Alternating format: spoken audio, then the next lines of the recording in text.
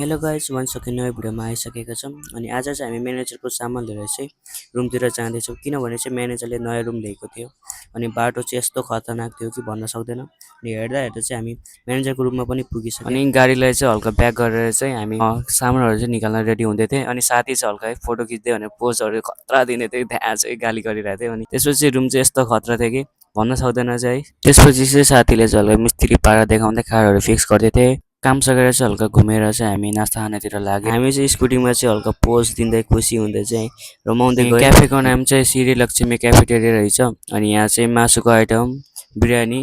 धेरै चिजहरू चाहिँ बनाउनु रहेछ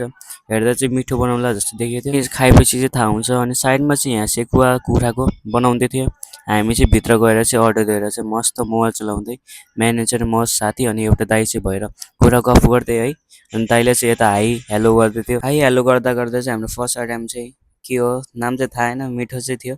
त्यो चाहिँ आयो सुरुमा चाहिँ हाम्रो नेपाली दाई ईश्वर दाई भन्ने थियो भगवान् हुने दाइले चाहिँ फर्स्ट बाइट हानेर खतरा त्यसपछि चाहिँ मैले सेकेन्ड बाइट हानेँ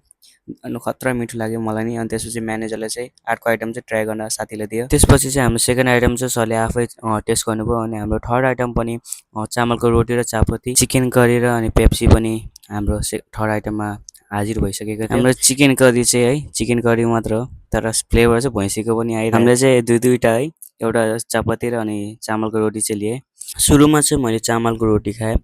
अनि चामलको रोटी चाहिँ यताको मिठो धेरै नै थियो अनि त्यसपछि चापत्ती खाएँ अनि साथीले कोक पनि दियो त्यो कोक पनि मस्त खाएँ यहाँको चाहिँ कुखुराको मासुको चाहिँ अलिक फ्लेभर चाहिँ दुईवटा मिक्स भएको जस्तो लाग्यो मलाई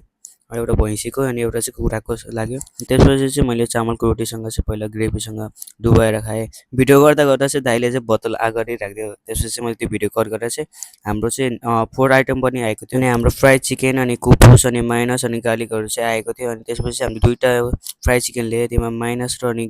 ग्रिन चटनी हालेर चाहिँ मस्त खानालाई चाहिँ रेडी पारेँ अनि त्यसपछि चाहिँ मैले सुरुमा टेस्ट गरेँ कि कस्तो रहेछ फ्लेभर भनेर चाहिँ त्यसपछि चाहिँ मैले भिडियोलाई चाहिँ फास्ट गरेको छु नरिसाउनु होला किनभने चाहिँ भिडियो लामो भएको थियो अनि खाँदा खाँदा चाहिँ मेरो हातबाट चाहिँ हड्डी चाहिँ नमजाले खसेको थियो हेर्नु सक्नुहुन्छ कस्तो भएको थियो म त एकछिन त भेजा भएर लाजले के गरौँ भनेर एकछिन त खतरा भएको थियो अनि आजको भ्लग चाहिँ यति नै अब थियो अनि तपाईँहरूलाई चाहिँ कस्तो लाग्यो कमेन्टमा चाहिँ अनि भन्न सक्नुहुन्छ आजको लागि यति नै भाइ।